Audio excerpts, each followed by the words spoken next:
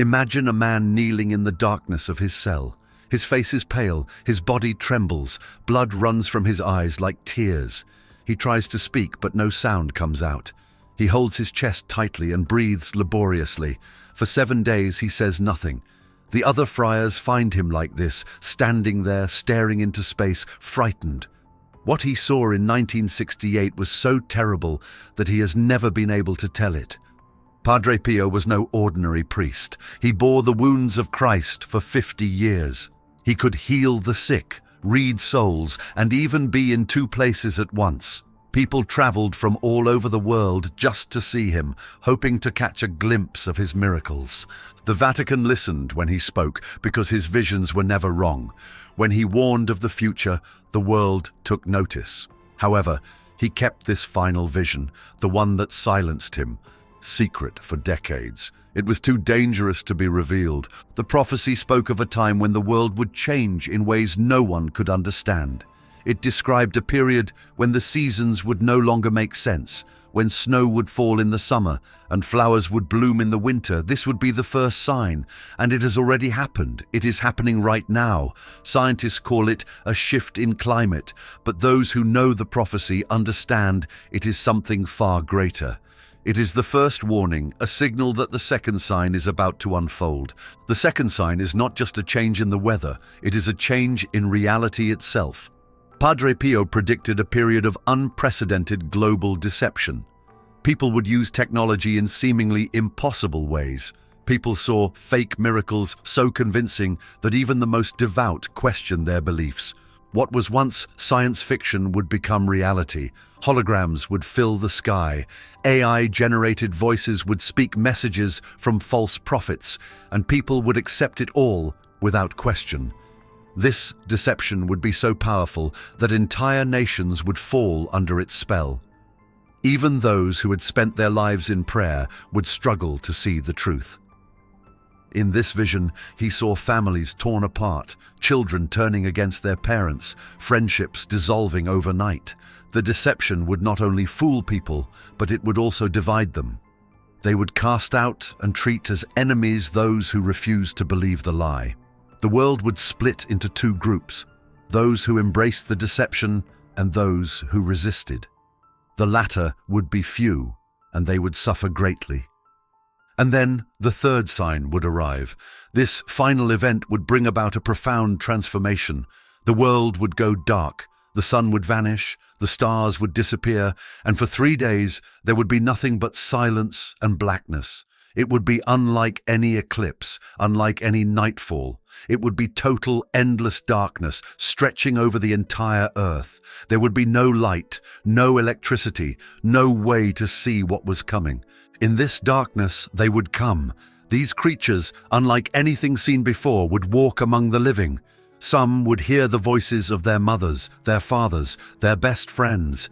Others would hear their children crying for help, but those who listened, those who opened their doors or stepped outside, would never be seen again. These were not ghosts. They were not spirits. They were something else, something older, something that had waited for this moment.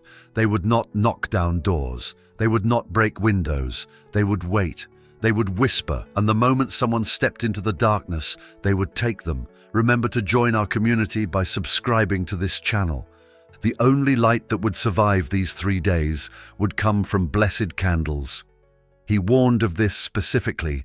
All other sources of light would fail. Electronics would be useless. Communication would be impossible. The only protection would come from faith, from prayer, from those who understood what was happening. Those who remained in their homes, who did not give in to fear, who did not listen to the voices, would survive. But when the darkness lifted, the world would not be the same. Those who had disappeared would never return. The earth itself would feel different, as if something unseen had passed over it, leaving only those strong enough to resist. The year was 1968. The world was changing, shifting in ways no one had seen before. The Cold War loomed over every nation, whispers of revolution filled the air, and faith itself seemed to be crumbling. In the small monastery of San Giovanni Rotondo, A frail yet powerful man sat in silence, his body shaking, his eyes filled with something more than fear, something beyond human comprehension. This wasn't a mere vision, it wasn't a dream, it was a prophecy so horrifying that it left him mute for 7 days. He had seen the end of an era, a moment in history where the world would be split apart, not by war, not by disease, but by something far worse. He tried to warn those closest to him. His fellow friars saw his distress. They watched as he wept blood, clutching his chest as if he had seen something too terrible to describe. But the Vatican remained silent. The archives sealed his words, keeping them hidden from the world. His observations were deemed too perilous for public consumption. Padre Pio described a time when the earth would rebel against mankind. He spoke of seasons breaking their cycle, of nature turning against itself. Snow would fall where there had never been winter. Flowers would bloom in the middle of December, oceans would rise, swallowing entire cities. Storms would strike without warning, tearing through towns like divine punishment. And it is happening now. In 2024, the world witnessed record-breaking heat waves, floods, and storms. Scientists call it climate change. But those who understand the prophecy know the truth. This is the first warning. He warned of a time when reality itself would be manipulated, when people would see things that were not real, believe in things that never happened.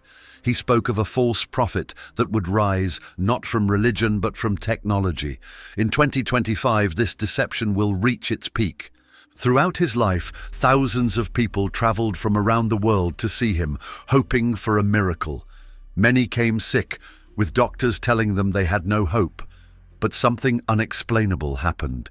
They left completely healed. Stories of miraculous cures spread quickly. People with terminal illnesses, blindness, paralysis, and incurable diseases would visit him, and through his prayers, many claimed they were instantly restored to health. One of the most famous cases involved a blind girl named Gemma Di Giorgi, who was born without pupils.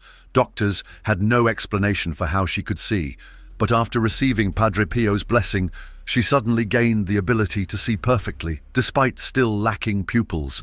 In another case, doctors gave a man with an advanced form of tuberculosis only days to live. His family brought him to Padre Pio, who simply placed his hands on the man's chest and prayed. The next day, doctors examined him again and found that his lungs were completely healed. Many similar cases were recorded, leading scientists and doctors to study these recoveries. Yet no medical explanation was ever found. One of the most remarkable events associated with Padre Pio occurred during World War II. Pilots from the United States Air Force reported seeing a mysterious figure in the sky while flying over Italy. At the time, they had been ordered to bomb the city of San Giovanni Rotondo, where he lived. As they approached, a monk appeared in the clouds, raising his hands as if telling them to turn back. The pilots, stunned, could not explain how such an image could be in the sky. Confused and overwhelmed, they abandoned the mission and flew away. Upon landing and reporting the event, they learned that Padre Pio, who never left his monastery, was the monk they had seen. Some soldiers even visited him after the war and immediately recognized him as the figure who had appeared in the sky that day. Many believed that he had intervened to protect the city from destruction. One of the most well-documented phenomena surrounding him is the mystical scent of roses. Many people who prayed in his presence, or even prayed for his intercession after his death, reported suddenly smelling an intense, beautiful fragrance of roses, even in places where no flowers were present. Doctors, soldiers, and even atheists who encountered him spoke of this fragrance, which would appear out of nowhere and then vanish just as quickly. Some described it as a comforting and peaceful presence, as if Padre Pio himself were standing beside them. Even today, believers claim that when they ask for his help, the scent of roses sometimes fills the air, giving them comfort and reassurance that he is still watching over them. Perhaps one of the most baffling abilities attributed to Padre Pio was bilocation, the ability to be in two places at the same time. Multiple witnesses, including priests, military personnel, and ordinary people, reported seeing him in places where he physically could not have been. During World War II, enemy forces held an Italian general captive in one of the most well-known cases. The general later reported that Padre Pio appeared in his prison cell, gave him comfort, and told him he would soon be free. A few days later, the general received an unexpected release and promptly traveled to personally thank him. To his shock, he simply smiled and said, "My son, I was just doing what I was sent to do." Another case involved a bishop who swore he saw him walking through the Vatican, only to be told that Padre Pio had never left his monastery. Many believed that through his intense prayers and divine connection, he was able to appear wherever he was needed, even if his body remained in one place. Padre Pio was known not only for miracles and healing, but also for his battles against dark forces. He often spoke of spiritual warfare, warning people that evil was real and that faith was the only way to protect oneself. Those who were suffering from what they believed to be demonic attacks or possessions often came to him for help. There are multiple reports of him performing exorcisms, commanding evil spirits to leave in the name of God. After he prayed over them, many people tormented by terrifying visions, strange illnesses, or uncontrollable fear found peace. Are you enjoying the story? Support our channel by clicking the subscribe button. Unseen forces attacked him at night. The monks would hear loud crashes, growling noises, and the sound of furniture thrown around in his cell. When they rushed in, they would find Padre Pio bruised and exhausted, yet unwavering in his faith. He once described these experiences by saying, "The devils never give me any rest, but I am not afraid." Millions of people still feel his presence today, despite his passing in 1968. His miracles, his battles with darkness, and his divine connection to God continue to inspire people all over the world. Mystery, faith, and extraordinary events surrounded his life. Born in 1887 in Pietrelcina, Italy, he grew up in a deeply religious household. From an early age, he displayed a strong inclination toward spirituality, spending hours in prayer and experiencing visions. These supernatural encounters shaped his life and led him to become a Capuchin friar at the age of 15.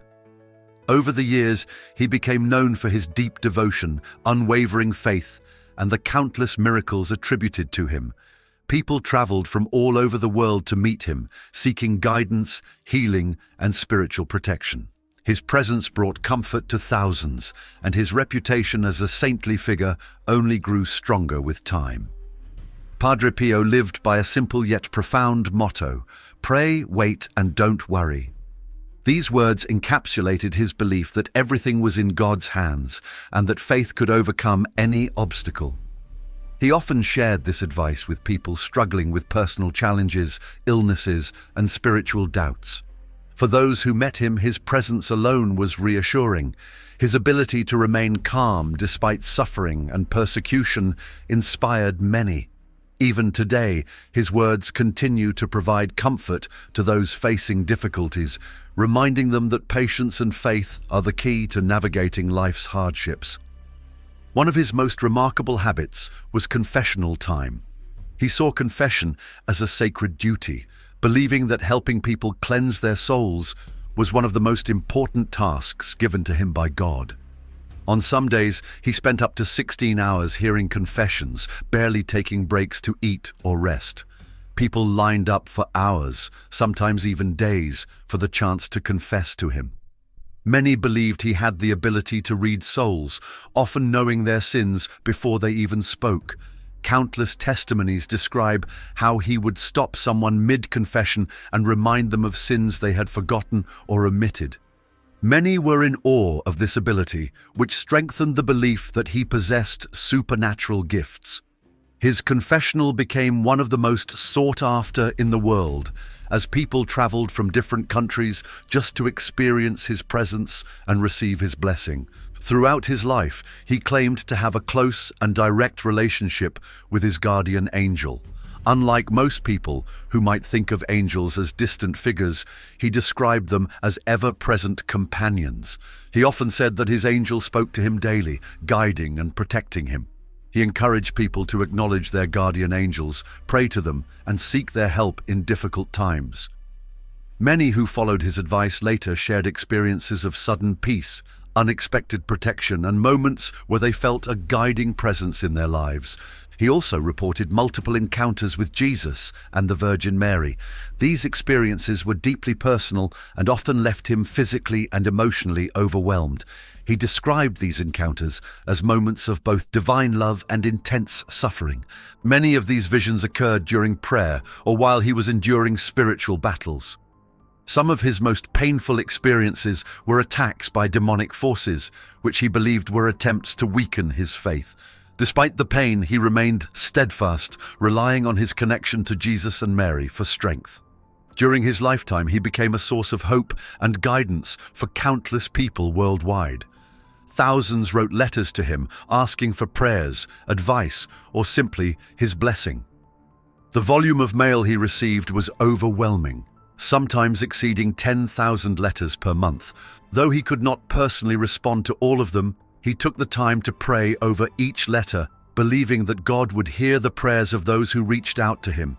Even today, many people continue to write letters to him, placing them at his shrine or holding them while praying, believing that his intercession remains strong even after his death.